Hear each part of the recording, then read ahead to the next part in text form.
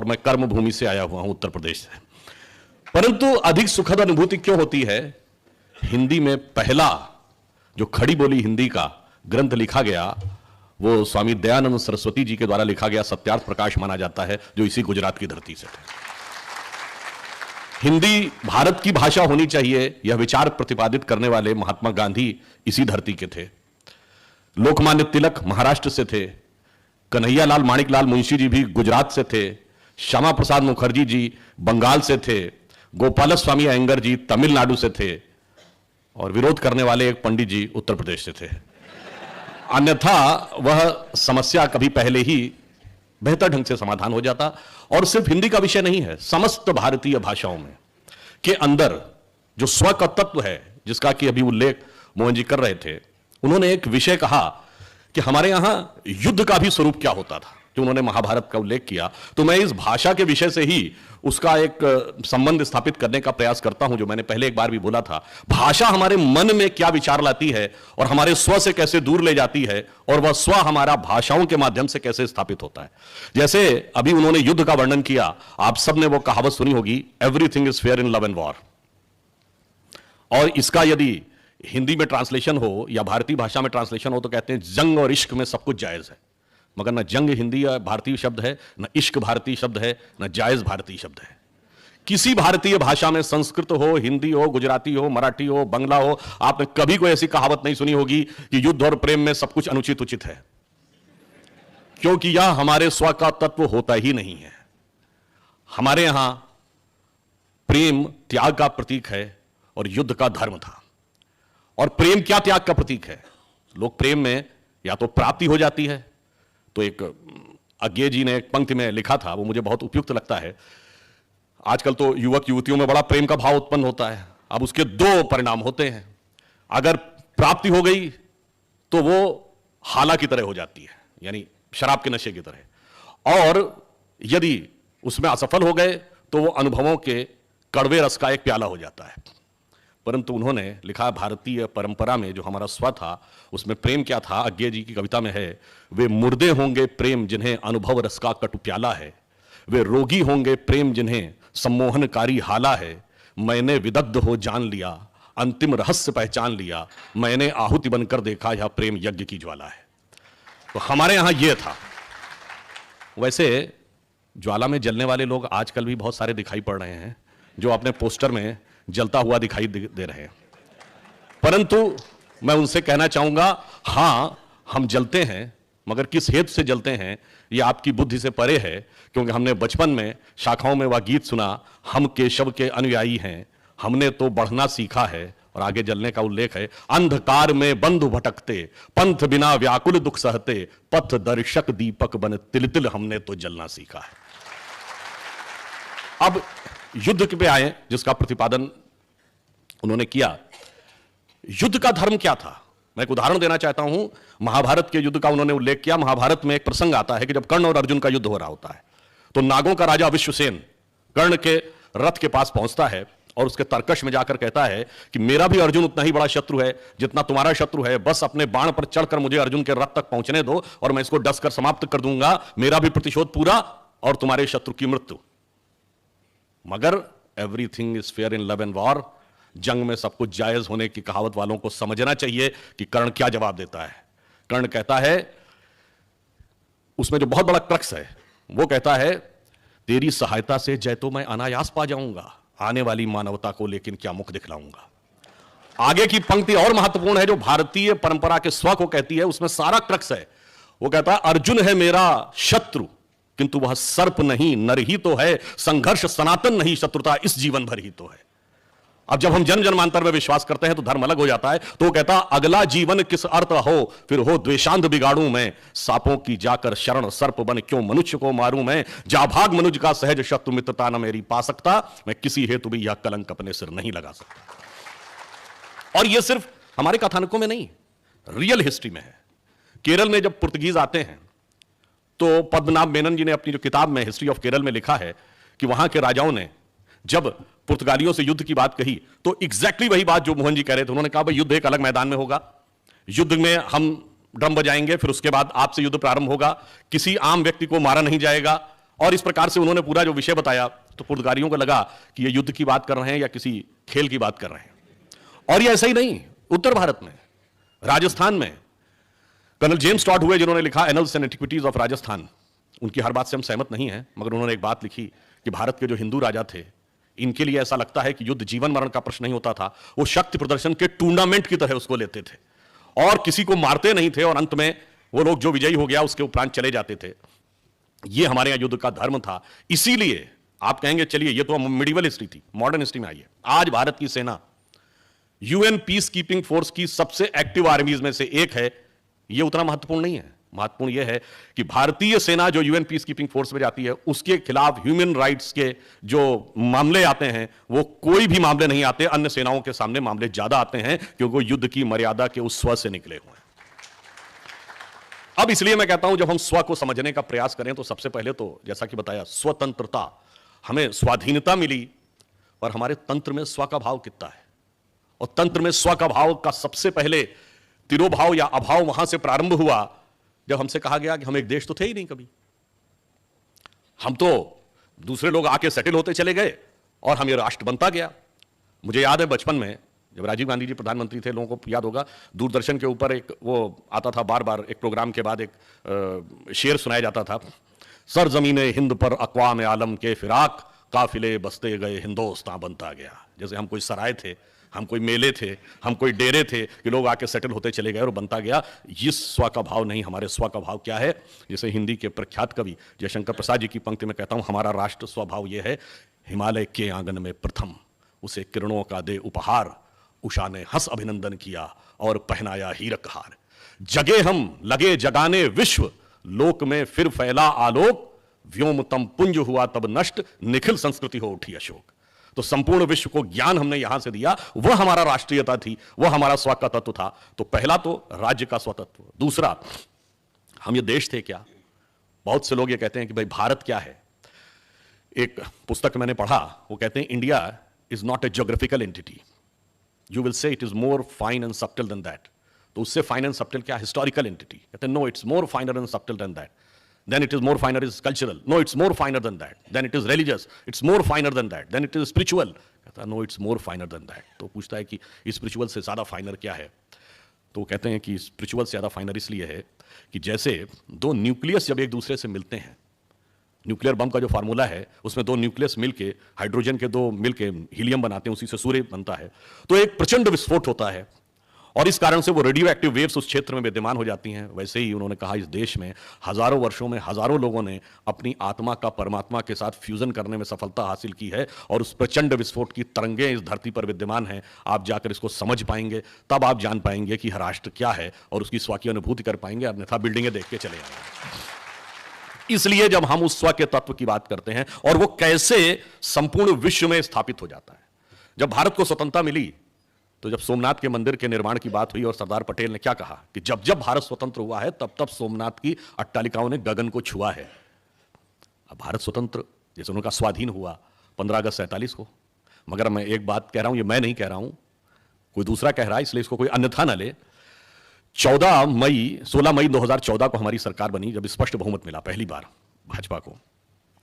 18 मई सन 2014 को Sunday Tribune ने England में लिखा अपने आर्टिकल में कि 16 मई 2014 should be considered as the day in which British finally left India, क्योंकि उन्होंने कहा कि उसके बाद बहुत लंबे समय तक ऐसी विचारधारा का शासन रहा, ऐसी व्यवस्थाओं का शासन रहा जो ब्रिटिश कॉलोनियल लीगेसी का ही प्रतिनिधित्व करती थी। पहली बार एक ऐसे विचार के हाथ में सत्ता आई है जिसके ऊपर कोई ब्रिटिश कॉलोनियल लीगेसी का प्रभाव नहीं, जो अपने विचार और स्वभाव में पूर्णतः भारतीय है, इसलिए उन्होंने माना। और देखिए जब ब्रिटिश फाइनली लेफ्ट हुए तो क्या हुआ, सोमनाथ बना था 1948 के पास और फिर जाके काशी विश्वनाथ का कॉरिडोर बना, फिर श्री राम जन्मभूमि की पताका लहराई। और यहां पर मैं यह भी कहूं कि जब काशी विश्वनाथ का कॉरिडोर हुआ जिसका प्रधानमंत्री जी ने उद्घाटन किया, बहुत से लोगों ने कहा क्या आवश्यकता थी इसको बनाने की, इस चीज से देश का क्या लाभ है। देखिए जब आप सोमनाथ में अपना सर श्रद्धा से झुकाते हैं तो वो श्रद्धा भाव काशी विश्वनाथ से स्वयं जुड़ता है। तो जब सोमनाथ बने थे तो काशी विश्वनाथ बनना ही था। और इतना ही नहीं, जब आप काशी विश्वनाथ में अपना सर श्रद्धा से झुकाते हैं तो उत्तर में अमरनाथ के साथ भी भावना वैसे ही जुड़ती है, दक्षिण में रामेश्वरम के साथ भी जुड़ती है, पश्चिम में सोमनाथ के साथ भी जुड़ती है, पूर्व में मल्लिकार्जुन के साथ भी जुड़ती है, और इतना ही नहीं, वो काठमांडू के पशुपतिनाथ के साथ भी जुड़ती है, पाकिस्तान के कटास राज के साथ भी जुड़ती है, कैलाश मानसरोवर के साथ भी जुड़ती है। वह हमारा हिस्सा राजनीतिक दृष्टि से कहीं भी चला गया हो, वह इस राष्ट्र की चेतना अखंड यथावत रहती है। और यदि आप लोग जाकर चेक करें, चाहे तो अभी भी चेक कर सकते हैं, चंगेज खां और जितने मंगोलिया के मकबरे हैं उनके बाहर आप जाके उसकी फोटो देखेंगे तो त्रिशूल लगा हुआ है और श्रृंगी भी लगी है मकबरे के बाहर। क्यों? आप किसी से इतिहास में पूछिए तो कहते मंगोलों का धर्म क्या था, कहते तेंद्रिन था।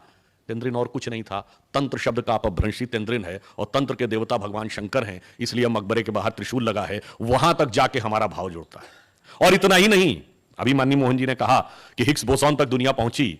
ये हिग्स बोसॉन जिस लेबोरेटरी में खोजा गया वो थी यूरोप की सन लेबोरेटरी, और सन लेबोरेटरी की लॉबी में आप जाइए तो नृत्य करते हुए भगवान शंकर की नटराज की मूर्ति रखी हुई है, और जिसके नीचे ऑस्ट्रियन साइंटिस्ट फिट्जे कैपरा का कोट लिखा हुआ है कि now the science has come to the conclusion that the consistent perpetual creation and destruction of universe is like the cosmic dance of Shiva. तो हम इस प्रकार संसार से जाकर जुड़ जाते हैं, और हमारे जितने भी देवता हैं, जितने भी प्रतीक हैं, जैसा कि माननीय मोहन जी ने कहा, हम अंतर की यात्रा की तरफ जाते थे। अंतर की यात्रा की तरफ क्यों जाते हैं और उसके जाने से फर्क क्या पड़ता है, और उसके कारण से हमारे एडमिनिस्ट्रेशन, सोसाइटी, डिप्लोमेसी पे क्या फर्क पड़ता है। मैं बात एक बार पहले भी कहा हूं, हमारे यहां जब सूर्य दक्षिणायन से उत्तरायण में जाता है तो उसको क्या कहते हैं, संक्रांति कहते हैं।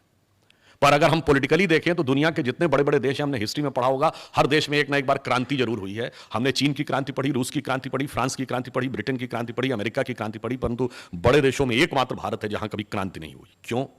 क्योंकि क्रांति वहां होती है जहां बाहर सब कुछ प्राप्त करना होता है, सब कुछ मेटीरियल में खोजना होता है, परंतु जहां अंदर की यात्रा करते हैं तो जब हमारी मन की जो धारा है वो नीचे की तरफ होती है। जब भी आप कभी ध्यान लगाएं तो आप देखें बड़ा पॉजिटिव चीजों पे आपका ध्यान नहीं जाता है, निगेटिव चीजों की तरफ जाता है। मनुष्य पे यदि मर्यादा और नियम का दबाव ना हो तो वो पाश्विक प्रवृत्तियों की तरफ भागता है, यानी बलपूर्वक जो चाहे सुख भोग की चीजें इकट्ठा कर ले। जब हमारी धारा जो डाउनवर्ड है वो अपवर्ड होती है तो हमारे अंदर क्या घटित होती है, संक्रांति। इसलिए इस देश में क्रांति नहीं होती, इस देश में संक्रांति होती है। और उस संक्रांति का यह भी अर्थ समझिए, गुजरात की धरती पे भगवान कृष्ण को विशेष पूजा जाता है। आपने कभी ध्यान दिया, भगवान कृष्ण चूंकि काले हैं, जब आप ध्यान लगाते हैं तो आपकी आंखों के सामने श्याम वर्ण होता है, और जब आप गहराई से उस चेतना में उतरते हैं और आपकी मन की धारा जो निरंतर डाउनवर्ड्स है उसको कंट्रोल करने में सफल होते हैं और उसको अपवर्ड करते हैं, तो धारा का उल्टा क्या होता है, बस यही राधा कृष्ण का संगम है। यानी जब आप जाकर अंदर ध्यान लगाते हैं और आपकी प्रवृत्तियां ऊर्ध्वगामी हो जाती हैं, तब आपको वास्तविक आनंद की अनुभूति होती है। और अंदर जाकर क्या प्राप्त होता है, देखिए भगवान कृष्ण ही जो हैं वो राधा कृष्ण के तो प्रतीक हैं ही, परंतु इसी के साथ साथ एक बात और देखिए, उनको मक्खन बहुत प्रिय है। वो हंडिया में से मक्खन खाते हैं और उसको तोड़ के खाते हैं, मिट्टी की हांडी को, और फिर वो निष्काम कर्म के प्रतीक भी बनते हैं। इन सब के पीछे हमारी चेतना का वह रहस्य है कि मक्खन क्यों प्रिय है। हमारा मन दूध की तरह है, हम पानी में मिला देते हैं तो दूध पानी में मिल जाता है, नष्ट हो जाता है, परंतु यदि इस दूध को स्थिर कर लें वो दही बनता है, दही को मथ लें तो मक्खन बनता है, मक्खन को पानी में डालिए तो वो मिलता नहीं है। तो निष्काम कर्म व्यक्ति संसार में आकर तभी कर सकता है जब अपनी चेतना को स्थिर कर कर मथ कर उसमें से नवनीत निकालने में सफल हो जाए। इसलिए भगवान कृष्ण निष्काम कर्म के प्रतीक हैं। और इतना ही नहीं, अगर आप ये देखें, अब कभी कभी बहुत से प्रश्न उठते हैं ना कि भगवान कृष्ण की इतने हजार गोपिकाएं थीं, तो इतने एक बार मैं बचपन में कॉलेज में था तो हमारी एक डिबेट थी जिसका टॉपिक था कि इंडियन कल्चर फिलसेफ demarcates between man and women. तो इसके पक्ष में बोलने में बहुत मिल जाएंगे, अगेंस्ट में बोलना बड़ा मुश्किल था। तो उसमें एक रिबटलिंग पैनल भी था, यानी आपको खाली डिबेट करके चले नहीं आना है, प्रश्नोत्तर भी होंगे। तो प्रश्नोत्तर करने वाली एक महिला थी, उन्होंने प्रश्न किया कि what you have to say about the more than 10,000 wives of भगवान कृष्ण। मैंने कहा no, he was not having 10,000, he was having 16,108। तो उन्होंने कहा yes yes whatever the figure is, but what is the answer. मैंने कहा the answer lies in the figure. 16,108 Veda में ऋचाओं की संख्या है, और सभी गोपियों के साथ एक साथ भगवान कृष्ण जब रास करते हैं, इसका अर्थ हुआ किसी एक ऋचा को लेकर आप ध्यान लगाकर गहरे चेतना में उतरिए तो उसी आनंद की अनुभूति होगी जो किसी दूसरी ऋचा के साथ दूसरे व्यक्ति को हो रही होगी। एक ही ब्रह्म सभी में उद्भासित हो रहा होगा। और ये मैं ऐसे ही नहीं कह रहा हूं, सूरदास ने लिखा है, वेद ऋचा भई गोपिका हरिसो कियो विहार। ये मैंने इसलिए कहने का प्रयास किया कि हमारे स्व के तत्व में इतनी गहराई है कि कई बार हमें उसकी व्याख्या नहीं पता होती और इस कारण से हम भ्रमित हो जाते हैं, हम विचलित हो जाते हैं और हम दूसरी चीजों की तरफ डाइवर्ट होते हुए चले जाते हैं। इसलिए हमें यह भी समझना होगा कि हमारे स्व का मूल तत्व क्या था। हमें जैसा अभी एक और बिंदु, जैसे उन्होंने कहा कि जब तक हम परिधि पे रहते हैं तब तक हम वास्तविक चेतना की प्राप्ति नहीं कर पाते हैं। बाहर अगर हम मटेरियल में, जैसा कि अभी मनी मोहन जी ने कहा, मटेरियल में हम खोजने की कोशिश करेंगे, संघर्ष ही संघर्ष होगा और उस संघर्ष का अंत नहीं होगा। उस संघर्ष का अंत नहीं है। इसका आधार कहां पे निहित है? आपने राम रावण का संघर्ष सुना? रावण के 10 सिर थे, एक सर कटता था, दूसरा उगाता था और भगवान भी उसको रोक नहीं सकते थे। और ये बात, और 10 ही सिर क्यों थे रावण के? 15-20 भी तो हो सकते थे, 25-30 भी हो सकते थे। और अगर 10 ही सिर थे तो उसका नाम दशानन क्यों था? 10 मुख वाला क्यों था? वो 10 शीश, 10 ग्रीव, 10 कंधर, दशोदर, कुछ भी हो सकता था। वो 10 का अर्थ था 10 इंद्रियां, और दशानन मतलब 10 इंद्रियों का खुला हुआ मुख, extrovert tendency of all the 10 senses. 10 इंद्रियों की बहिर्मुखी पिपासा। एक सर कटता है, दूसरा उगाता है। इसका अर्थ हुआ किसी इंद्रिय की एक इच्छा पूरी करिए, immediately it will get replaced by other, even God can not stop it. भगवान भी नहीं रोक सकते। रोकेंगे कैसे?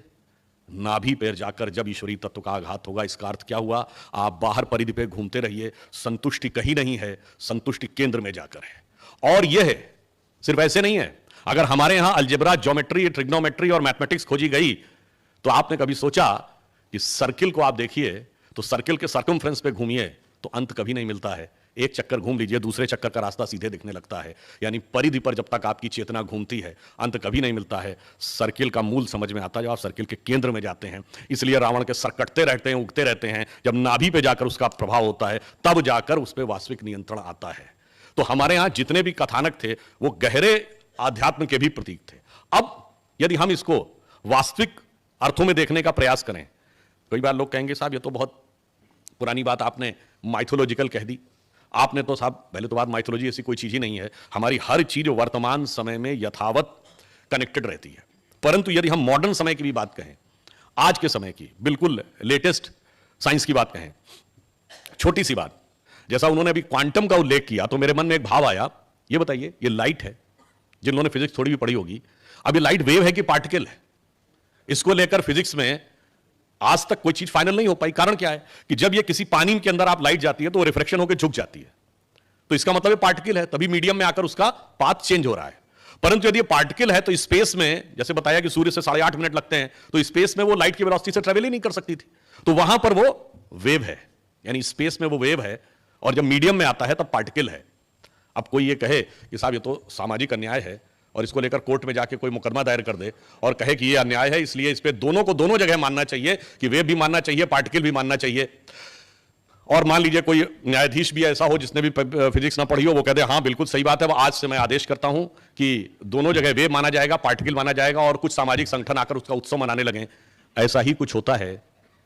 अब मैं किसी के प्रति आक्षेप नहीं करना चाहता, परंतु जब कहते थे कि भाई सबरीमला में स्त्रियों का प्रवेश रुका था, तो एक बार मैं टीवी डिबेट में था, उनका साहब बड़ा डिस्क्रिमिनेशन है, ऐसा कैसे? मैंने कहा तो सीमेटिक देखने की विधि है। ये बताइए, जब नवरात्र में 9 कन्याएं खिलाते तो आप ये नहीं कहते 4 लड़के होने चाहिए? तो हमने कहा वहां पर उस तत्व की प्रधानता है, वहां इस तत्व की प्रधानता है। जैसे आकाश में जब वो चलता हुआ आता है तो वो वेव है, जब मीडियम में आता है तो वो पार्टिकल है। बस ऐसे ही समझिए, आत्मा जब आकाश में है तो अव्यक्त और परमात्मा है, जब मीडियम में आ जाती है तो वो व्यक्त और आत्मा है। अब ये साइंस आज समझाए तो समझ में आता है, हम जो पिछली बात कहें तो समझ में नहीं आती थी। केवल 75 साल पहले गांधारी के 100 घड़ों से 100 बेटे उत्पन्न हो गए, ये कहानी थी। आज अभी तो आईवीएफ की ही बात होती थी, अब आगे की संरचना यह है कि पूरा का पूरा मतलब पूरे के पूरे जीवन का क्रिएशन बाहर लेबोरेटरी में हो सके। ऐसा माना जा रहा है कि 2040-50 तक यह परिस्थिति भी बन सकती। सिर्फ हम यह कहने का प्रयास करते हैं कि जिसको हम साइंस कहते हैं वह कैसे बदलाव करती है। सिर्फ आज से 60-70 साल पहले यह कहा जाता था कि अगर एक जगह फैक्ट्री चल रही है और कनाडा में बर्फ पिघल रही है तो यह बकवास और मूर्खतापूर्ण है, ऐसा बिल्कुल नहीं हो सकता। परंतु आज आप देखते हैं कि हमारे एसी से भी नॉर्थ और साउथ पोल की बर्फ पिघल रही है। क्यों? Entire earth is a single cosmic unit. अगर धरती पर कहीं कुछ भी घटित होता है तो यह एक इकाई है जिसमें सब कुछ घटित होता है, एक शरीर की तरह। और इसीलिए अब आप देखिए, आयुर्वेद में एक सिद्धांत है कि अगर कोई रोग कहीं उत्पन्न हुआ है तो उसका समाधान उसी की कहीं वनस्पतियों में होगा जो उसी क्षेत्र में होंगी। ऐसा क्यों? सिद्धांत का आधार क्या है? जब हम अर्थ को एक सिंगल यूनिट मानेंगे तो उसका आधार निकलेगा। जैसे आपके शरीर में एक घाव होता है तो क्या होता है, पूरे शरीर के ब्लड से एंटीबॉडीज उस घाव के चारों ओर आकर उस इंफेक्शन को रोकने के लिए सक्रिय हो जाती हैं। तो अगर अर्थ एक यूनिट है तो कोई कॉज वहां पर क्रिएट हुआ है तो उसकी एंटीबॉडीज इन्वायरमेंट ने वहीं पर बना रखी होगी। परंतु यह तब समझ में आएगा जब आप भारतीय तत्व से इस सृष्टि को, इस पृथ्वी को, इस प्रकृति को समझ सकेंगे। जब तक सेल्फ सेंटर्ड कंपार्टमेंटल एटीट्यूड रहेगा तब तक आप समझ ही नहीं पाएंगे। जब तक आप अरिस्टोटल के नेचर के अनुसार चलते रहेंगे कि all the elements of nature are for the service of the mankind, या फ्रांसिस बेकन और रेने डेकार्टे कहते रहेंगे कि man should become the possessors and masters of nature, कोई कहता रहेगा man should be able to subdue the nature. और इतना ही नहीं, हम लोगों के तो जन्म से पहले की बात है, किताबों में हमने पढ़ा, जब यूरी गैगरिन स्पेस में गए तो हमने बुक्स में क्या पढ़ा, man has conquered space, as if space is an enemy needed to be conquered. बस इसी भाव ने संपूर्ण प्रकृति का नाश किया। और जब हम चाहे वेदों के पृथ्वी सूक्त पे आए, या माता भूमि पुत्रो हम पृथिव्यात तक आए, या फिर हम ये कहें कि हम जंगल को भी पूछते थे, नदी को भी पूछते थे, पर्वतों को भी पूछते थे, तो प्रकृति के साथ एक तादात्म्य है। हमारे यहां प्रकृति माता है तो माता का उसके साथ पोषण लिया जाता है, उसका शोषण कभी किया ही नहीं जा सकता। यह एक स्व के विचार का अंतर था। और विचार का अंतर इतना ही नहीं है, मैं थोड़ा एक विषय पे और कहना चाहूंगा। वो हमारे दिमागों में मानसिकता विदेश की कैसे बैठ गई है, मैं एक उदाहरण देना चाहता हूं। आपको याद हो, आज से 1.5 साल पहले एक घटना हुई थी इंदौर में। हमारे एक पार्टी के नेता हैं जिन्होंने कहा कि कुछ मजदूर जो थे वो पोहा खा रहे थे, और उन्होंने कहा, उसके बाद उनको शक हुआ कि ये बांग्लादेशी हैं, और जब इंक्वायरी की गई तो वो बांग्लादेशी निकले।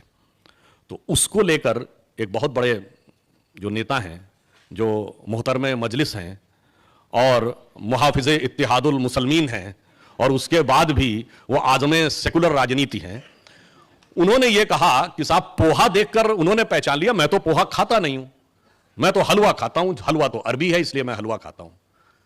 तो मैं उसमें टीवी डिबेट में था, मैंने कहा, इन महोदय ने कहा कि हलवा अरबी है, अब बताइए हलवे का सबसे प्राइम कॉन्स्टिट्यूएंट क्या है? शुगर, शक्कर। शक्कर कहां पाई जाती है? जहां गन्ना पाया जाता होगा। गन्ना दुनिया में 2 ही देशों में सबसे ज्यादा पाया जाता है, भारत और क्यूबा। हमने कहा ये जहां की बात कर रहे हैं वहां तो गन्ना पाया ही नहीं जाता। जब गन्ना नहीं पाया जाता तो शक्कर कहां से आई? अब दूसरा कॉन्स्टिट्यूएंट है उसका घी।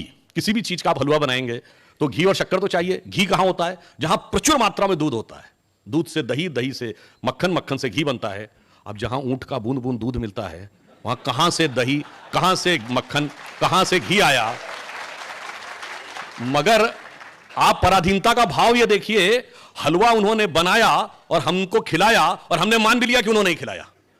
आज हमें इस विचार से भी बाहर निकल, मैंने एक छोटा सा उदाहरण दिया कि इस बड़ी चीजों से लेके कि हम राष्ट्र के रूप में हमारा अस्तित्व नहीं था, वहां से लेके छोटी छोटी हर खाने की चीज हमारे पास बाहर से आई, ये विचार हमारे दिमागों में इस कदर पैबस्त है। और एक और छोटी सी बात बताते हैं आपको, जैसे हम भाषा की बात करते हैं तो संस्कृत, हिंदी और अन्य भारतीय भाषाओं में जितने स्वर हैं वो क्या हैं? आ ई उ ओ अंगा। ठीक। अंग्रेजी में 5 वॉवेल क्या हैं? ए ई आई ओ यू। अब आ ई उ और ए ई आई ओ यू में कुछ समानता है कि नहीं? अब कुछ बताने की आवश्यकता किसने किससे नकल किया होगा, मगर इसके बावजूद हमें लगता है कि वही सही है। और फिर इतना ही नहीं, अगर आप व्याकरण की दृष्टि से देखें तो हमारे जितने भी स्वर हैं वो इतने व्यवस्थित ढंग से, अभी कई बार कहते हैं ना कि भाई भाषा या संस्कृति और भाषा के साथ जुड़ी रहती है, उसमें 2 चीजें हैं, विचार और वैज्ञानिकता। अब वैज्ञानिकता में देखें तो हमारे जैसे अंग्रेजी में कहते हैं ना ABCD पढ़ा है, तो हिंदी के लिए क्या कहते हैं? काका काका पढ़े हो क्या? तो जब आप का बोलते हैं तो जबान कहां लगती है? खा और पीछे, गा और पीछे, घा और पीछे, अंगा गले पे, बिल्कुल आपके फोनेटिक्स कंटूर के अनुसार। तथा ना, पापा पापा मां, सब होंठ के साथ, टाटा टाटा ना। और ये ऐसा नहीं है, ये सब संस्कृत से निकली भारतीय भाषाएं हैं, जिसमें बाकायदा यह श्लोक है, वो मुझे पूरा नहीं याद, अकुह विसर्जनीया नाम कंठा ऋतुषाराम टालू मत आ से का तक कैसे कंठ से निकलते हैं, कौन कंठव्य है, कौन तालव्य है, कौन दंतव्य है, कौन ओष्टव्य है। इतना विस्तृत साइंटिफिक चीज, और उसके बावजूद हम पढ़े हुए हैं कि साहब हमें वो पुरानी चीज चाहिए।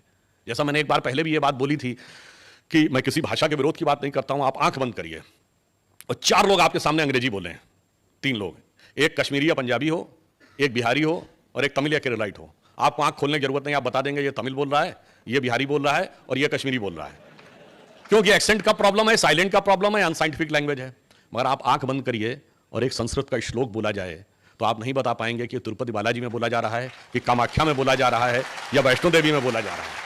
यह है भाषा की वैज्ञानिकता। इसके बावजूद हमारे दिमाग में यह भर दिया गया, जबकि आई भी हम ही से, सीखा भी हमसे, और ये हम नहीं कह रहे हैं, ये तो विलियम जोन्स ने कहा Sanskrit is the mother of all the languages. इसके बावजूद हमसे कहा जाता, वैज्ञानिक भी हमारी भाषा ज्यादा, व्यवस्थित भी हमारी भाषा ज्यादा।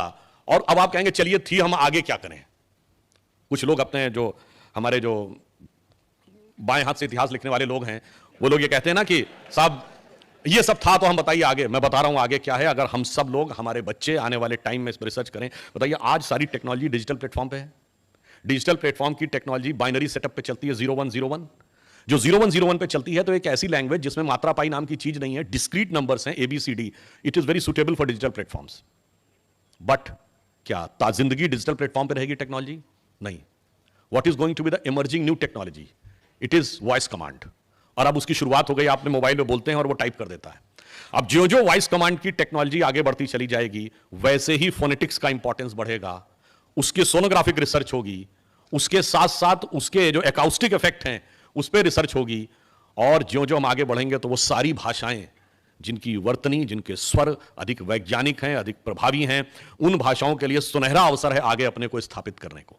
और इतना ही नहीं, हमारे यहां तो माना गया है कि संपूर्ण भाषाओं के अंदर एक छंद है, एक तरंगे हैं, और उन तरंगों तक जब हम पहुंचेंगे सोनोग्राफिक रिसर्च करते हुए, तो हमारे यहां जो हर चीज का एक मंत्र में महत्व माना जाता है ना, यदि आने वाले टाइम में हम रिसर्च करें और 10 साल बाद या 15 साल बाद कोई क्लिनिकली यह प्रूव कर दे कि अनुष्टुप छंद में आदित्य हृदय स्त्रोत को जाप करने से हार्ट पर यह पॉजिटिव प्रभाव पड़ता है, तो हमें दुनिया से कहने की जरूरत नहीं पड़ेगी कि अमुक भाषा सीखो। फिर आप देखिए जैसी दीवानगी इस समय विदेशी भाषाओं के लिए दिखती है, उससे अधिक दीवानगी ना दिखने लगे आने वाले समय में। अब एक और बात सोचिए, हमारे मन में एक और बात भर दिया जाता है, सब हमारे यहां तो ऐसा था कि वो लोग लिखना नहीं जानते थे, इसलिए बोल बोलकर गुरु शिष्य परंपरा में उसको आगे ले जाते थे। अब ये बताइए, जिन लोगों ने खगोलीय गणनाएं कर ली, जिसका अभी मोहन जी ने उल्लेख किया कि भगवान राम के जन्म के समय के ग्रह नक्षत्र को प्लैनेटोरियम सॉफ्टवेयर में डालिए तो 7114 ईयर्स बिफोर का समय आ जाता है एग्जैक्ट। वैसे वो कितना सही है, वो उन्होंने नक्षत्रों की सही गणना की, वो तो अलग विषय है, परंतु आप ये बताइए इतना exact calculation, trigonometry, geometry, Ayurveda, अंक गणित, उपनिषद जैसा ज्ञान, और वो लोग लिखना नहीं जानते थे। ये बात तर्कसंगत लगती है? अगर कोई ये कहे तो ये बात अतार्किक नहीं, ये मूर्खतापूर्ण लगती है। और अगर ये भी कह दिया जाए कि ये पागलपन लगता है तो अतिशयोक्ति ना होगी। वास्तविकता ये है कि वो लिखना नहीं जानते थे, नहीं, वो लिखना नहीं चाहते थे, क्योंकि विद्या का स्वरूप दूसरा था। जैसे आज आप कहते हैं हार्ड कॉपी भेजो या सॉफ्ट कॉपी भेजो, तो हार्ड कॉपी मतलब पेपर और सॉफ्ट कॉपी मतलब मोबाइल में ट्रांसफर कर दो। तो पहले क्या था, एक दौर में जब ताम्रपत्र के ऊपर लिखा जाता था तो वो हार्ड कॉपी थी, फिर भोजपत्र सॉफ्ट कॉपी हो गई, फिर भोजपत्र हार्ड कॉपी हो गई, कागज सॉफ्ट कॉपी हो गई। अब कागज हार्ड कॉपी है और ये डिजिटल जो कॉपी है वो सॉफ्ट कॉपी है। पर अगला चरण क्या हो सकता है, जो डिवाइस के अंदर ट्रांसफर्ड है वो हार्ड कॉपी है, और जो माइंड से माइंड ट्रांसफर्ड है वो सॉफ्ट कॉपी है। और उसके पीछे एक कारण भी है। जैसे आप किसी से कहें संस्कृत का राग आप किसी को लिखकर समझा सकते हैं? नहीं। अब मैं पुनः आ रहा हूं, भाषाओं के अंदर जिनके अंदर वैज्ञानिकता और ध्वन्यात्मकता है, वो ध्वन्यात्मकता बोलकर ही बताई जा सकती है, वो लिखकर नहीं बताई जा सकती। जैसे छोटी और बड़ी आपको बोलकर ही आप बता सकते हैं, लिखकर नहीं बता सकते। और हमारे यहां तो हर मंत्र का एक लय, हर चीज एक छंद में लिखी गई है। वैदिक गणित के श्लोक भी छंदों में लिखे गए हैं, छंद बोलकर बताया जा सकता है, लिखकर नहीं। जैसा मैंने एक बार पहले भी बोला था, जैसे उदाहरण के लिए आजकल बहुत प्रचलित है शिव तांडव स्तोत्र। अब कभी आप उस पर ध्यान दें तो उसके अंदर जो एक रिदम है कि जटाटवी गल ज्वल प्रवाह पावि तस्तले गले लंबे लंबिताम भुजंग तुंग मालिकाम, और आगे डमट डमट डमट निनाद वट डमर वयम चकार चंड तांडव तनोतु ना शिवा शिवम। अब मैं चुनौती से कहता हूं कोई डमट डमट डमट निनाद वट डमर वयम लिख के समझा दे। इसलिए मैं कहता हूं उन्होंने, और उनकी तो अभी साइंस अब जाके पहुंची। अब एक नई जो latest theory after Higgs boson आने लगी है, आप सबने सुना होगा स्ट्रिंग थ्योरी। स्ट्रिंग थ्योरी ये कहती है कि सब वेव्स हैं और पार्टिकल क्या है, जहां पर दो वेव्स का सुपर इंपोजिशन होता है वहां पर एक पैकेट ऑफ एनर्जी बन जाता है, वो पार्टिकल की तरह बिहेव करने लगता है। हमारे यहां तो सदा से कहा गया कि संपूर्ण विश्व जो है वो एक लय के कारण अस्तित्व में है। इसीलिए डूम की जो हिंदी या संस्कृत या भारतीय भाषा में क्या कहा गया, प्रलय। लय समाप्त हो गई, प्रलय आ गई। लय अस्तित्व में आई तो जगत का अस्तित्व आ गया। इसलिए सृजन भी लय से होता है, और जब तांडव करते हैं शिव तो वो भी लय के साथ करते हैं। इसीलिए मैथमेटिक्स हो या आयुर्वेद के श्लोक हो, सब के सब लय में है। इसलिए मैंने सिर्फ ये कहा, इसको समझने में कई बार हमारे मन में गहरा कंफ्यूजन है, उस कंफ्यूजन से हमें बाहर निकलना होगा। जैसा कि अभी उन्होंने कहा कि अंग्रेजों ने इसे गहरा तो जरूर किया, मगर दुख की बात है कि जब हम बाहर आए, मतलब स्वाधीन हुए, तो हमारे तंत्र में स्व नहीं था। इसको और ज्यादा गहरा करने का काम स्वतंत्रता के बाद हुआ। और यह मैं इसलिए भी कहना चाहता हूं कि अगर आप लोग कभी ध्यान दें, अब तो बहुत सारे आर्टिकल्स, बहुत सारे फैक्ट्स डीक्लासिफाइड होकर विदेशों से बाहर आ गए। एक केजीबी का जासूस था जिसका नाम था यूरी बेजमेनेव, जो 70 और 60 के दशक में भारत में पत्रकार बनकर रहता था। 91 में सोवियत संघ के विघटन के बाद वो कनाडा भाग गया और उसने बाद में वहां जाकर जो इंटरव्यू दिया है वो बहुत महत्वपूर्ण है। उसने कहा कि भारत में जब वो था तो उसे काम दिया गया था कि इंडियन कल्चर को डिस्ट्रॉय करना है, और डिस्ट्रॉय करने का काम चरणबद्ध तरीके से करना है। पहला चरण क्या था कि ऐसी व्यवस्थाओं का, वातावरण का, विचारों का निर्माण करना है कि आपको लगने लगे हमारा समाज, हमारी धर्म, हमारी संस्कृति सब कुछ गलत। उसने उसको नाम दिया स्टेज ऑफ डिमोरलाइजेशन। 15 से 20 साल हमें स्टेज ऑफ डिमोरलाइजेशन देना। और यह भी था, ये 15 से 20 साल क्यों, एक जनरेशन स्कूल से शुरू होकर यूनिवर्सिटी तक पहुंचती है 15 से 20 साल में। जब डिमोरलाइजेशन कंप्लीट हो जाए तो नेक्स्ट क्या होगा, स्टेज ऑफ डिस्टेबलाइजेशन। अब जगह जगह आंदोलन शुरू करो उन मुद्दों को लेकर जो वास्तविकता में थे नहीं, हमने क्रिएट किए। वो 15-20 साल का समय है। और जब थर्ड स्टेज क्या आएगी, स्टेज ऑफ रिवोल्यूशन। अब उन आंदोलनों को हिंसात्मक और उग्र स्वरूप देना शुरू करो। And the final stage will be, जिसको उन्होंने कहा स्टेज ऑफ नॉर्मलाइजेशन। यानी अब एक बार सशस्त्र क्रांति के द्वारा सत्ता हमारे हाथ में आ गई, अब सब कुछ शांत, अब किसी को कुछ नहीं बोलने देना है। इसीलिए मुझे बड़ा आश्चर्य होता है, देखिए हमें बहुत से शब्दों से भी बाहर निकलना होगा। आज हम बहुत शब्द सुनते हैं, लेफ्ट लिबरल। ये बताइए, लेफ्ट कभी लिबरल होता है? दुनिया में कोई कम्युनिस्ट कंट्री बताइए जो लिबरल हो। अगर कोई लेफ्ट लिबरल कहे तो ये ऐसा लगता है जैसा वो कहे कि I am a devout atheist, मैं एक बहुत ही भक्त नास्तिक हूं। ऐसा ही कहना है कि लेफ्ट लिबरल हो। तो उन लोगों ने पहले लिबरलिज्म का वो उड़ाओ, फिर उसके बाद उन्होंने कहा अब सब कुछ समाप्त। और मगर उसने कहा कि जब मैंने अध्ययन किया तो मैं तो उस संस्कृति का मुरीद हो गया, मेरे मन में तो उसके प्रति श्रद्धा उत्पन्न हो गई, ये कितनी महान संस्कृति। और उसने कहा मेरे लिए इतनी खतरनाक बात थी कि अगर ये बात उस समय खुल जाती तो मुझे सुनवाई का मौका नहीं दिया जाता, सीधे मुझे समाप्त कर दिया था। पर मैं जो कर सकता था मैंने किया। अब आगे महत्वपूर्ण बात जो कह रहा है, मैं किसी के प्रति असम्मान नहीं व्यक्त करना चाहता, पर उसने कहा कि हम उस समय बहुत से बुद्धिजीवियों को, विचारकों को यूरोप और रूस के दौरे पे ले जाते थे और कहा उनको लगता था कि हम बहुत बड़े पत्रकार हैं, बहुत बड़े बुद्धिजीवी हैं, बहुत बड़े प्रोफेसर हैं, बहुत बड़े कलाकार हैं, इस कारण लिया जा रहा। कहा हम उनको ले जाके 20 दिन 25 दिन रह के सिर्फ हमारे लोग ऑब्जर्व करते थे कि कौन सा व्यक्ति हमारे लिए उपयोगी हो सकता है, और फिर आने के बाद हम उसका क्या उपयोग कर सकते थे वो करते थे। उन्होंने वर्ड यूज किया कि they consider themselves as a intellectual stalwart and in our opinion, ये उसके वर्ड हैं, they were the useful idiots. अब आज समस्या क्या है कि बहुत से लोग ऐसे अभी भी उस बुद्धि से ग्रस्त हैं और उस विषय को वो समझ नहीं पा रहे हैं। तो आज की युवा पीढ़ी, देखिए आज कुछ भी कहें, सबसे ज्यादा टेक्नोलॉजी ने मारा है इन लोगों को। पहले व्हाट्सएप नहीं था, ठीक है, मैं नहीं कहता व्हाट्सएप पे बहुत सी चीजें गलत हैं, पर आज इंटरनेट, चाहे व्हाट्सएप हो, फेसबुक हो, उसने आपको यह अधिकार दिया, यदि आपके अंदर सत्य को अन्वेषण करने की इच्छा है तो 80-90% तक आप सच्चाई के नजदीक केवल सर्च करके जा सकते हैं। पहले ये हथियार नहीं था तो वो अपना एक क्षत्रिय राज्य बनाने में सफल हो जाते थे, अब वो ऐसा करने में सफल नहीं होते हैं। उसी प्रकार से अब टेक्नोलॉजी से कैसे मार खाए, आप याद करिए जब राम जन्मभूमि का विषय चल रहा था तो पहले क्या स्टैंड लिया कि ये खाली जमीन पे बनी थी। अब उन्हें क्या पता था कि भविष्य में रडार मैपिंग की टेक्नोलॉजी आ जाएगी। अटल जी की सरकार के समय रडार मैपिंग टेक्नोलॉजी आ गई। भाई यही तो कहा था ना कोर्ट ने, खुदाई नहीं कर सकते, हमने रडार मैपिंग की, रडार मैपिंग में नीचे दिख जाता है कि समतल जमीन है कि स्ट्रक्चर है। अब स्ट्रक्चर दिख गया तो हाई कोर्ट के सामने रखा गया, उन्होंने अपना स्टैंड चेंज कर लिया। स्ट्रक्चर दिख गया तो उन्होंने खाली जमीन नहीं, ईदगाह पे बना था, कोई बात नहीं। अब जब कोर्ट ने परमिशन दिया कि स्ट्रक्चर दिख रहा है तो खुदाई कर दीजिए। अब खुदाई में जब खंबे निकलने लगे तो फिर उन्होंने स्टैंड चेंज किया कि नहीं ये तो जैन मंदिर था। तो ये सुप्रीम कोर्ट की बात नहीं कर रहा हूं, जब हाई कोर्ट में ये मुकदमा चल रहा था, Lucknow bench of Allahabad high court, तो कोर्ट ने पूछा कि भाई आपका स्टैंड क्या है, आप बार बार बदल क्यों रहे हैं कि खाली जमीन पे था, ईदगाह पे था। अब जब उसमें वाराह वगैरह सब निकल आए, अब वो कहते नहीं साहब ये तो खंबे लाके रख दिए गए, मतलब 72 बड़े बड़े खंबे लाके कहीं से रख दिए गए, जबकि उसकी पूरी वीडियोग्राफी हो रही थी। और उसमें बस एक उदाहरण भी दे देता हूं कि कोर्ट ने उनसे यह भी कहा, देखिए जो लोग कहते हैं ना प्रमाण के आधार पे, एकदम हम तो हर चीज का प्रमाण देने को तैयार है। देखिए प्रमाण के आधार पे तय होना था तो कोर्ट ने उनसे पूछा कि आप अपने अपने पक्ष में इतिहासकार ला सकते हैं जो प्रमाण दें। हमारे पक्ष में जो इतिहासकार थे उसमें एसपी ग्रोवर साहब, गुप्ता जी, डॉक्टर देवेंद्र स्वरूप, डॉक्टर हर्ष नारायण थे, जिसमें डॉक्टर देवेंद्र स्वरूप और डॉक्टर हर्ष नारायण से बचपन में मुझे मिलने का भी अवसर मिला। और उधर से आप समझ सकते हैं वही सूरज भान, रोमिला थापर, डीएन झा, आरएस शर्मा वगैरह वगैरह जेएनयू ब्रांड थे, और वो अपने खुद नहीं आते थे, अपने प्रतिनिधियों के द्वारा जाते थे। अब देखिए वहां पर तो प्रचार नहीं चल सकता, तो कोर्ट ने कहा ये बताइए आप इतिहास में एंशिएंट हिस्ट्री आपका विषय है, तो उसमें से ज्यादातर लोगों ने लिख के देखा एंशिएंट हिस्ट्री हमारा विषय नहीं। ठीक, अब इतिहास में दो विषय होते हैं, कल्चर यानी जो आपने पढ़ा, और आर्कियोलॉजी यानी खुदाई। तो ये विषय खुदाई संबंधित था, तो पूछा गया कि आर्कियोलॉजी आपका विषय, उन्होंने लिख के दिया कि आर्कियोलॉजी हमारा विषय नहीं है। अब आइए तो दस्तावेजों का परीक्षण होगा, तो दस्तावेज दो ही भाषाओं में थे, संस्कृत या फारसी। तो उनसे पूछा गया कि आपको संस्कृत और फारसी आती है, तो आश्चर्य की बात है सबने लिख के भेजा कि साहब फारसी छोड़िए हमें संस्कृत भी नहीं आती है, जबकि हमारी तरफ के जो विद्वान थे उन्हें दोनों आती थी। मैं डॉक्टर हर्ष नारायण से पर्सनली मिला हूं, जितने बड़े संस्कृत के विद्वान थे उतने बड़े फारसी के विद्वान थे कि जब बाबरी मस्जिद एक्शन कमेटी वाले लोग कोई फारसी का दस्तावेज देते थे और उसे ट्रांसलेट करते थे तो वो वेरीफाई करने के लिए उनके पास जाता था कि भाई ट्रांसलेशन सही है या नहीं, हमें क्या पता क्या है। मगर उनकी महानता देखिए, यानी वो न लिखाई जानते थे न खुदाई जानते थे, और दावा यह कि सारी खुदाई जानते थे। मगर कोर्ट में वो मामला चारों खाने चित्त हो गया। और मैं ज्यादा समय न लेते हुए अंत में यह कहना चाहूंगा कि जो पूरा क्रम है, जैसे आज हम स्वतंत्रता के अमृत महोत्सव में आ गए, तो पहले विष निकालना होगा, तब अमृत का साक्षात्कार होगा। और विष निकालने के लिए हमारे अंदर एक कॉन्फिडेंस भी आना होगा। हम आज दुनिया के यंगेस्ट देश हैं, यह सत्य है, पर यह पूर्ण सत्य नहीं है। पूर्ण सत्य है कि हम यंगेस्ट देश और मोस्ट एंशिएंट सिविलाइजेशन है, ओल्डेस्ट सिविलाइजेशन है। इसलिए हमारे पास ज्ञान का निरंतर सनातन स्रोत है और एक नया भविष्य की संभावना है।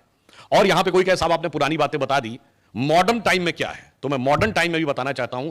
बहुत से ऐसे फैक्ट हैं जो हमें पता है, पर ये तंत्र में स्व का आभास न होने से हम भूले हुए हैं। ये बताइए, एरोप्लेन बनाया राइट ब्रदर्स ने, पर क्या 1895 में शिवकर बापूजी तलबड़े ने चौपाटी बीच के ऊपर जहाज उड़ा के नहीं दिखाया था? ये ठीक है कि हम गुलाम थे, हम पेटेंट नहीं करा सकते थे। उन्होंने बहुत से कांग्रेस नेताओं से संपर्क किया था, मैंने पुस्तक में पढ़ा था कि महादेव गोविंद रानडे से भी संपर्क किया था, तो उन्होंने सिर्फ ये कहा था कि मैं आपको लंदन भेज सकता हूं जहां आप अंग्रेज वैज्ञानिकों के साथ डिस्कस करें, जिसके लिए वो तैयार नहीं थे। और लोगों ने उस समय उसको जादू टोना माना था कि कोई चीज उड़ा के दिखा दी। चलिए ये बताइए, मार्कोनी ने पहला सिग्नल बनाया था, पर वायरलेस तो जेसी बोस ने भी उसी समय खोज ली थी, पेटेंट हमारा नहीं हो पाया। एडिसन ने इलेक्ट्रिसिटी बनाई, जगदीश चंद्र बोस ने भी इलेक्ट्रिसिटी खोजी थी, पेटेंट हमारा नहीं हो पाया। सीवी रमन ने सबसे पहले समुद्र नीला क्यों दिखता है, तो ये लोग कहते थे कि आकाश का रिफ्लेक्शन है इसलिए नीला दिखता है, पर रमन्स इफेक्ट ने बताया कि स्कैटरिंग करते समय सबसे ज्यादा स्कैटर्ड नीला रंग होता है इसलिए नीला दिखता है। उनको फिजिक्स का नोबेल प्राइज मिला, तो ये कहा जाता है he was the first Indian to get a Nobel prize of physics. This is not truth, the full truth is he was the first non European, non white to get a Nobel prize in any branch of fundamental science. अब आप आइए, निर्जीव विज्ञान के बाद हम सजीव विज्ञान में आए, तो जीन्स आई। जीन का मॉडल 1967 में बनाया वॉटसन एंड क्रिक ने, और उनके साथ कौन था? डॉक्टर हरगोविंद खुराना, वो भी नोबेल पुरस्कार उनको मिला। तो जीन्स में भी हम उसी के समान आगे थे। अगली चीज आइए, अगर आप अभी जिसका उल्लेख किया गया, 21वीं सदी की अभी की सबसे बड़ी खोज क्या है? हिग्स बोसॉन, जिसको गॉड पार्टिकल कहते हैं। ये दो साइंटिस्टों के नाम पे है, इंग्लैंड के पीटर हिग्स, और बोसॉन शब्द भारत के सत्येंद्र नाथ बोस के नाम पर है, जिन्होंने इसकी अवधारणा दी थी पहले। इसका अर्थ क्या हो गया? आधुनिक विज्ञान के भी हर कदम के ऊपर हमारे पूरी छाप दिख रही है, पर स्व का तत्व का ऐसा अंधकार का अध्यास है कि हम उसे नहीं देखना चाहते। अब हम कंप्यूटर में देखें, तो अगर हम इसमें कहें तो आज माइक्रोसॉफ्ट का सीईओ भी हमारा है, गूगल का सीईओ हमारा है, पेप्सी की सीईओ हमारी है। अगर आप देखें तो जो सिटी बैंक का सीईओ हमारा था, जिसमें मैंने पहले भी बोला है कि एक बार एक पाकिस्तान के पत्रकार के साथ हमारा टीवी बहस हो रही थी और उन्होंने कहा कि अरे आप जो हैं आप लोग इसलिए करते हैं, आपके पास बड़े बड़े कंपनी के सीईओ हैं तो आप लोग गूगल को मैनेज कर लेते हैं। क्योंकि उस जमाने में एक बात चली थी कि आप भिखारी टाइप करिए गूगल पे तो इमरान खान की फोटो आ जाती थी। तो उन्होंने कहा कि सुंदर पिचाई गूगल का चीफ है और वो इंडियन है, इसलिए इन्होंने मैनेज कर रखा है। तो हमने कहा कि मैडम आपसे गलती हो रही है, हमारे सिर्फ एक चीफ नहीं है, मैंने सारे चीफ गिनाए, बड़ी बड़ी मल्टीनेशनल्स के चीफ यहाँ हैं। 75 साल पहले जैसे माननीय मोहन जी ने कहा, हम स्वतंत्र हुए और वो और घोषित रूप से परतंत्र हो गए। तो वो कहां पहुंचे? उनके यहां बहुत सारे चीफ हैं, लश्कर तैयबा का चीफ, जैश ए मोहम्मद का चीफ और अलकायदा का चीफ। तो ये दोनों की धारा अलग अलग हुई। और इतना ही नहीं, हम एक और बात समझिए, सिर्फ हम सांसारिक रूप से ही आगे आने की क्षमता नहीं रखते हैं। एक और फैक्ट आपको 1 मिनट में और बता देता हूं, हम में से बहुत से लोगों को नहीं ध्यान होगा, ये जो कंपनीज हैं, चूंकि गुजरात में तो व्यापार का बड़ा क्षेत्र है, पब्लिक इशू करने वाली दुनिया की पहली कंपनी कौन थी? ये सन 1600 कुछ की बात है, it was Dutch east India company. World के ट्रेड पर अगर सबसे बड़ा हिस्सा दुनिया में all time in the history किसी एक कंपनी का रहा है, तो 50% of the global trade control किया है ब्रिटिश ईस्ट इंडिया कंपनी ने। दोनों में इंडिया है। और इतना ही नहीं, अमेरिका में 1840 और 50 के दशक में जब अमेरिका वर्तमान स्वरूप में आया, तो ईस्ट कोस्ट से वेस्ट कोस्ट तक एक सड़क बनाई जा रही थी, यानी सैन फ्रांसिस्को लॉस एंजल्स बेड से वॉशिंगटन तक, जिसको लेकर एक बहुत डिस्कशन हुआ, इतना पैसा खर्च करने की क्या जरूरत है। तो बाकायदा वहां पर उत्तर दिया गया सरकार के द्वारा कि यह इसलिए जरूरी है कि पूर्वी रास्ते से भारत से व्यापार करने का रास्ता अंग्रेजों के कब्जे में है और वो हमें व्यापार नहीं करने देंगे, और इसलिए हमें पश्चिम के रास्ते से भारत से व्यापार करना होगा। तो भारत से जो व्यापार होगा वो पश्चिमी तट पर आकर वो सामान उतरेगा, उसके लिए इन सड़क और रेल मार्ग की जरूरत है, और भारत से व्यापार किए बगैर हमारी उन्नति नहीं हो सकती। इसलिए अमेरिकन हिस्ट्री में उसे कहा जाता पैसेज टू इंडिया। ये हमारा बिल्कुल जिसे कहते हैं कि जिसको आप वर्तमान समय कहते हैं ना कि साहब मेटीरियलिस्टिक वर्ल्ड में, और पूर्व में जो इंडोनेशिया है, ये नीजिया वर्ड ग्रीक का है, इसका अर्थ होता है द्वीप, और इंडो का मतलब भारतीय। इतना बड़ा इंपैक्ट दुनिया में किसी देश के पास है नहीं है। तो मेटीरियल वर्ल्ड में भी हमने इतना प्राप्त किया है, और उस मेटीरियल वर्ल्ड के साथ हमारा कनेक्शन कैसे है। देखिए मेटीरियल वर्ल्ड में बहुत प्राप्त कर लिया है दुनिया में, Hong Kong, Taiwan, Singapore, Macau powerful area, China ने भी बहुत प्राप्त किया है, मगर किया क्या है। मैं ईमान कहता हूं कि चाइना ने आज इकोनॉमिक ग्रोथ बहुत की है, मिलिट्री ग्रोथ भी की है, अब इंटेलेक्चुअल ग्रोथ भी कर रहा है, मगर कल्चरली अमेरिका की कॉलोनी बन गया है, क्योंकि वहां का यूथ सिर्फ डिस्को थेक पब में झूमो, एक अच्छी नौकरी पाओ, उसके बाद बर्गर खाओ और उसी में झूमता हुआ रह रहा है। कहां गई वो चाइनीज सभ्यता, वो समाप्त हो गई। इसलिए हम यह कहना चाहते हैं कि हम जब अपने स्व के साथ उभरेंगे तो दुनिया को एक अलग प्रकार का संदेश देते हुए आएंगे, क्योंकि हम किसी को डोमिनेट करने के लिए नहीं आ रहे हैं, हम पूरे वर्ल्ड को मोटिवेट करने के लिए आ रहे हैं। यह हमारे स्व के तत्व का अधिष्ठान है, और यह जब उभर के सामने आएगा तो उसका मूल कारण जानते हैं क्या। एक पंक्ति में कह के समाप्त करता हूं, सारा का सारा स्रोत कहां से आता है। साफ सबको पता होगा कि जब महात्मा गांधी से ह्यूमन राइट्स की बात कही गई तो उन्होंने लिखा था, my illiterate but wise mother has told me that if you want to ensure everybody's human right, in my opinion there are no fundamental human right, there can only be the fundamental duties. But वो illiterate but wise mother ने कैसे बताया, वो सारी duties कहाँ हैं।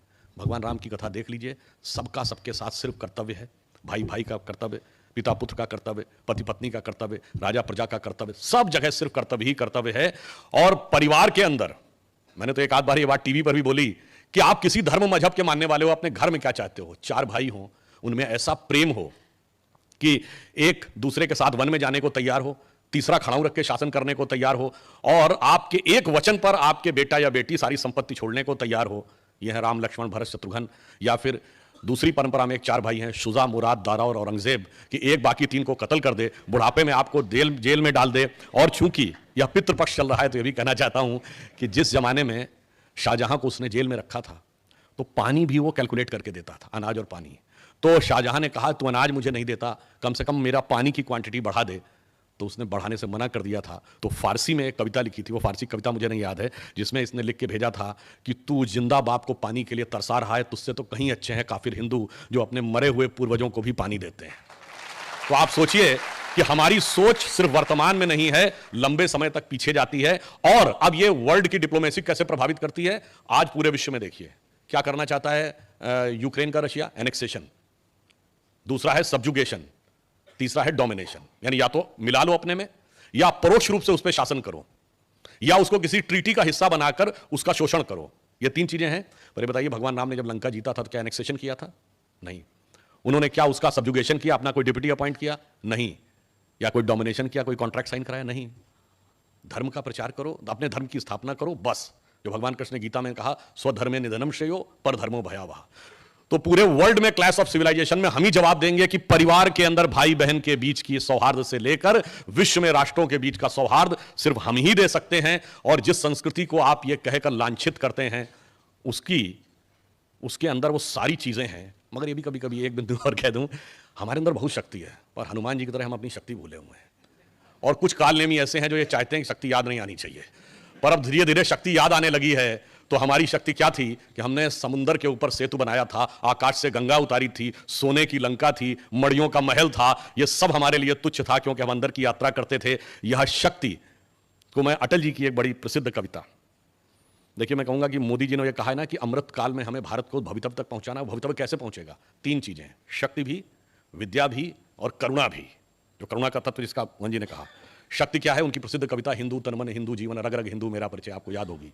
तो पहले तो आवश्यकता पड़ने पे क्या है कि मैं शंकर का वह क्रोधानल कर सकता जगती छार छार में, डमरू की प्रलंकर ध्वनि नचता जिसमें भीषण संहार, रणचंडी की अतृप्त प्यास में, दुर्गा का उन्मत्त हास में, यम की प्रलंकर पुकार, जलते मरघट का धुआंधार, फिर अंतरतम की ज्वाला से जगती में आग लगा दूं मैं, यदि धधक उठे विप्लव लेकर जलथल अंबर जड़ चेतन तो कैसा विस्मय, हिंदू तन मन हिंदू जीवन रग रग हिंदू मेरा परिचय। शक्ति तो हमारी यह है कि संपूर्ण विश्व का संहार कर सकते हैं, पर मैं विश्व को देना क्या चाहता हूं? मैं अखिल विश्व का गुरु महान, देता विद्या का अमरदान, मैंने दिखलाया मुक्ति मार्ग, मैंने सिखलाया ब्रह्म ज्ञान, मेरे वेदों का ज्ञान अमर, मेरे वेदों की ज्योति प्रखर, मानव के मन का अंधकार क्या कभी सामने सका ठहर, मेरे स्वर नभ में गहर गहर सागर के जल में छहर छहर, इस कोने से उस कोने तक कर सकते जगती सौरभ में, हिंदू तन मन हिंदू जीवन रग रग हिंदू मेरा परिचय।